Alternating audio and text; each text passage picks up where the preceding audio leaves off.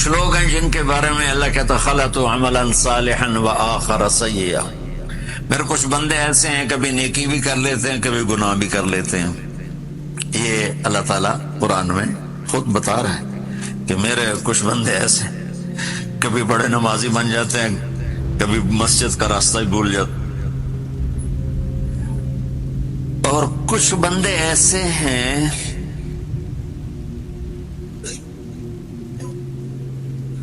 جنہوں نے جب سے آنکھ کھولی ہے اس دن سے لے کر آج تک ایک کام اللہ کو راضی کرنے والا نہیں کیا. ایسوں سے بھی دنیا بھری پڑی ہے، اور ایک بہت بڑا دنیا کا طبقہ ہے جو اللہ کو جانتا ہی نہیں ہے، جانتا ہے تو غلط طریقے سے جانتا ہے، اور ایک بہت بڑا طبقہ ہے جو اللہ کو مانتا ہی نہیں کہ ہے ہی کوئی نہیں. ایتھیسٹ ہوں میں ایتھیسٹ ہوں. تو میرے بھائیوں، میں اللہ کی قسم کھا کے کہہ رہا ہوں کہ کس محبت سے اللہ نے ان لوگوں کو پکارا ہے، کاش میں آپ کو اس کی وضاحت کر سکوں. یا عبادی الذین اسرفوا علی انفسہم،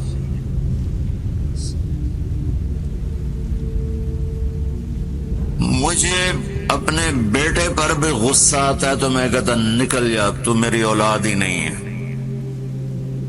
میں دین سیکھنے جانا چاہتا تھا، میرے والد رحمۃ اللہ علیہ مجھے ڈاکٹر بنانا چاہتے تھے، میں اس سے بہتر راستہ اختیار کر رہا تھا، لیکن میرے باپ کی مرضی نہیں تھی. تو انہوں نے مجھے فرمایا جی تم مولوی بننا ہے تو میرے گھر ہی چوں نکل جا. میرے کانوں میں وہ الفاظ آج بھی گونج رہے ہیں. وہ میرے خالق نہیں تھے، میرے والد تھے. خالق تو میرا اللہ ہے، اور میں اللہ کی فرمان برداری کا ایک کام نہیں کرتا ہوں. اللہ کی فرمان برداری کا ایک کام نہیں کرتی مرد عورت، ٹھیک؟ تو اللہ کو غصہ اس حساب سے آنا چاہیے کہ بدبخت ہو، بے غیرت ہو، شرم نہیں آتی دونوں ڈوب کے مر جاؤ. میں قربان جاؤں. اللہ کہتا ہے یا عبادی، او میرے بندو. یہ پتہ کن کو کہہ رہا ہے؟ جو تبلیغ کرتے ہیں، جو علم پڑھتے ہیں، جو یہ بچے کی طرح مصلی پہ نماز پڑھاتے ہیں، جو میری طرح ممبر پہ بیٹھ کے دین بیان کرتے ہیں، جو راتوں کو اٹھ کے تہجد پڑھتے ہیں. میرے بندو،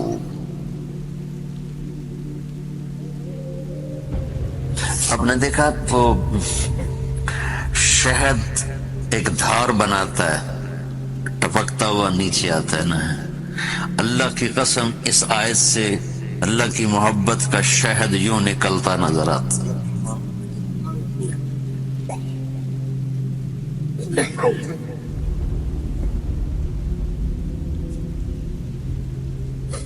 یا عبادی، اللہ کو کہنا تھا اے نافرمانو. کہنا یہ چاہیے تھا جو آگے لفظ میں بتاؤں گا نا، پھر آپ کو خود بخود میری بات واضح ہو جائے گی. اے نافرمانو بے غیرتو.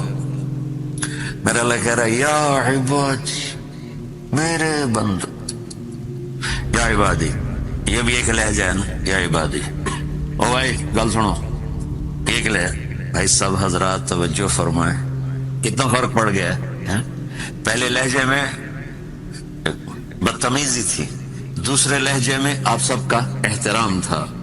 میرا رب تو بے نیاز ہے، اس سے ہماری کیا ضرورت ہے. سارے آسمان سجدے سے بھرے پڑے ہیں، فرشتے مکدے ہی نہیں.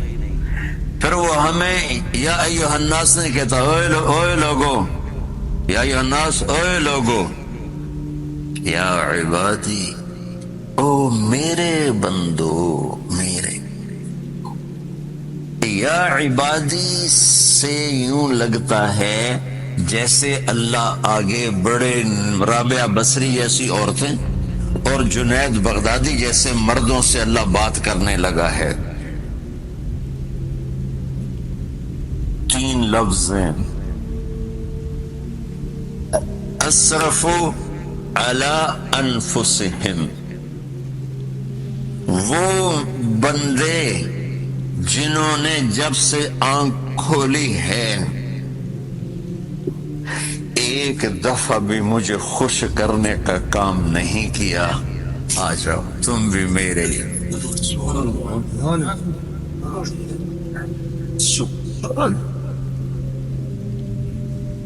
اللہ نے ایسے بائیں پھیلا دی اپنی رحمت کی۔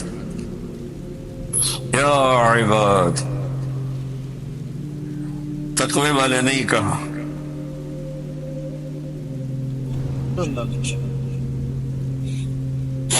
روزے والے نہیں کہا، پردے والی عورتوں کو نہیں کہا، حلال کمانے والے، تہجد پڑھنے والے، علم پڑھنے والے۔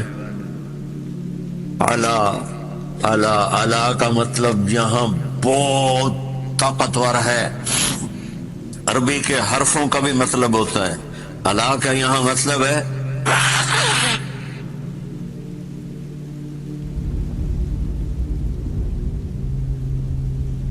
آپ نے اس ممبر کو کور کیا ہوا ہے کپڑے کے ساتھ، کہیں سے نظر آ رہا ہے؟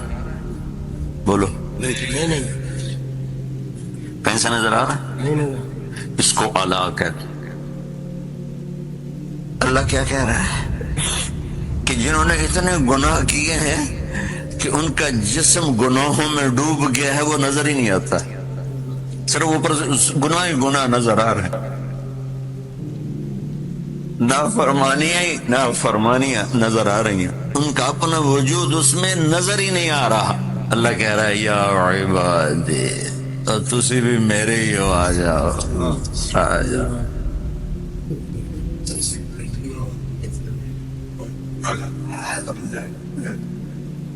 بتاؤ ایسے مہربان رب سے بغاوت کرنا ہے کوئی غیرت کی بات؟ چند روزہ زندگی کے پیچھے، چند ٹکوں کے پیچھے، چند پیسوں کے پیچھے۔ یا عبادی یا عبادی،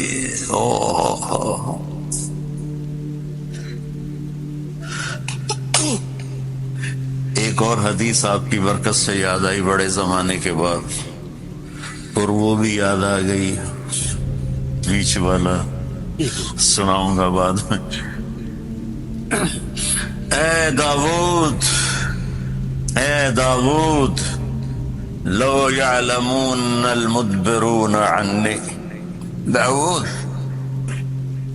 علیہ السلام، اگر ان میرے نافرمانوں کو پتہ چل جائے نا میں ان سے کتنا پیار کرتا ہوں، ان کے کلیجے پھٹ جائیں۔ اللہ، اگر ان نافرمانوں کو پتہ چل جائے کہ میں ان سے کتنا پیار کرتا ہوں، ان کے کلیجے پھٹ جائیں۔ داؤد جب نافرمانوں سے اتنا پیار کرتا ہوں تو فرمان برداروں سے کتنا کرتا ہوں۔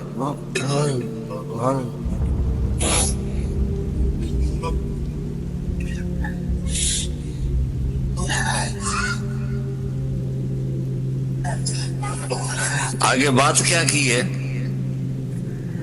کہ ساری دنیا نے تمہیں جہنمی بنا دیا ہے، تسی پکے دوست کے، تھوڑی بخشش کوئی نہیں، لیکن میں تمہارا رب جس کی تم نے زندگی میں ایک دفعہ بھی نہیں مانی، میں تمہیں خوشخبری دے رہا ہوں، لا تقنطوا من رحمت اللہ، میری رحمت سے نا امید نہ ہونا، میرے در پہ آ جانا۔ ان اللہ یغفر الذنوب جميعا انہ هو الغفور الرحیم، تم میرے در پہ آ جانا، تمہارا آنسو نکلے نہ نکلے، ایک ہائے مجھے کہہ کے کہہ دینا، ہائے اللہ مجھے معاف کر دے، تو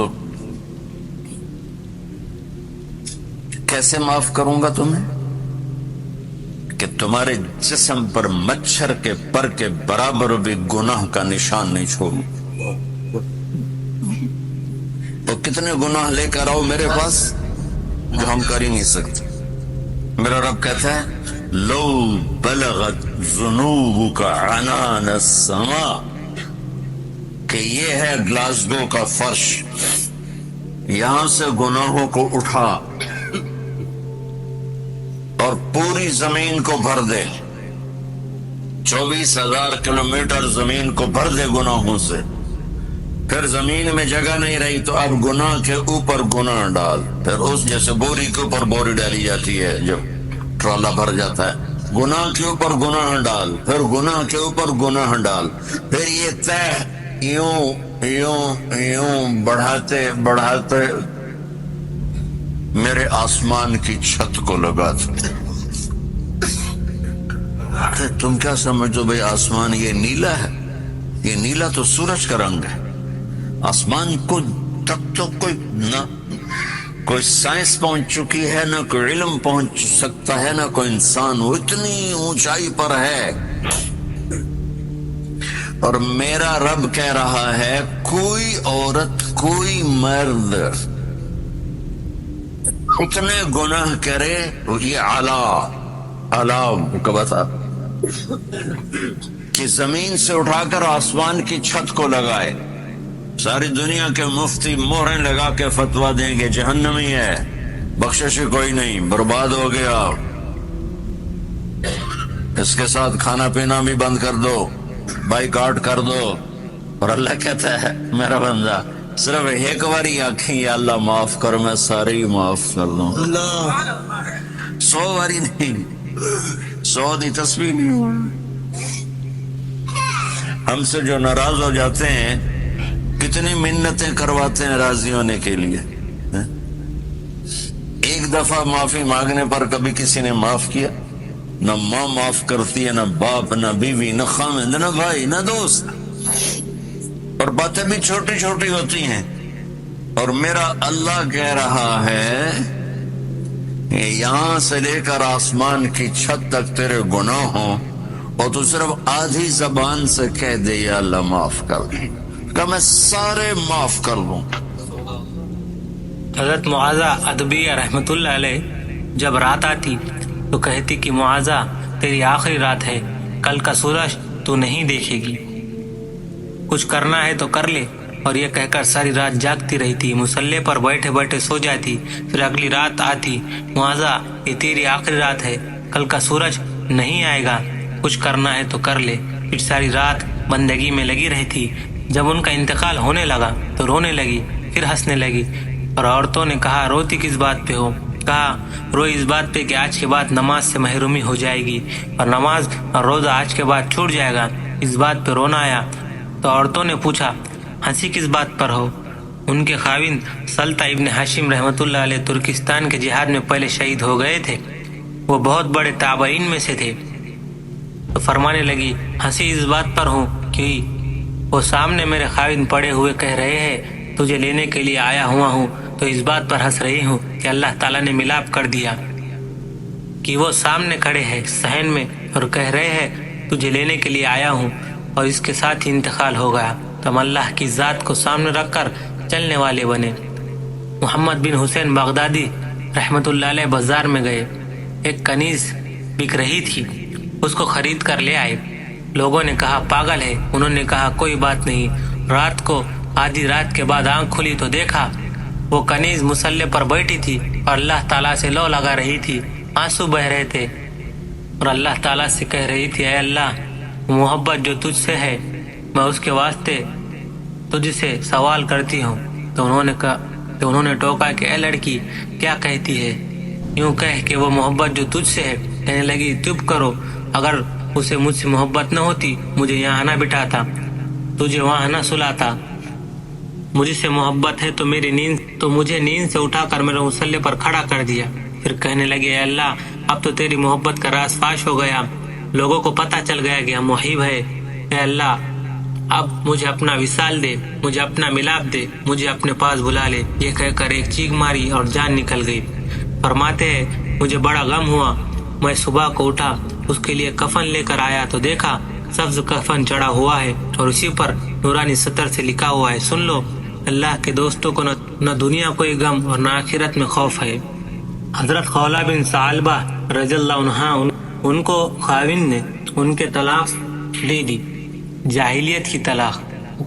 وہ طلاق کیا تھی کہ کوئی آدمی یوں کہتا تو میری ماں کی طرح ہے تو عورت اس پر حرام ہو جاتی، اور ایسی حرام ہوتی کہ پھر کبھی اس کو نکاح بھی نہیں ہو سکتا تھا۔ یہ زمانہ جاہلیت میں ہوتا تھا، اب اسلام میں اس کے بارے میں کوئی حکم نہیں آیا تھا۔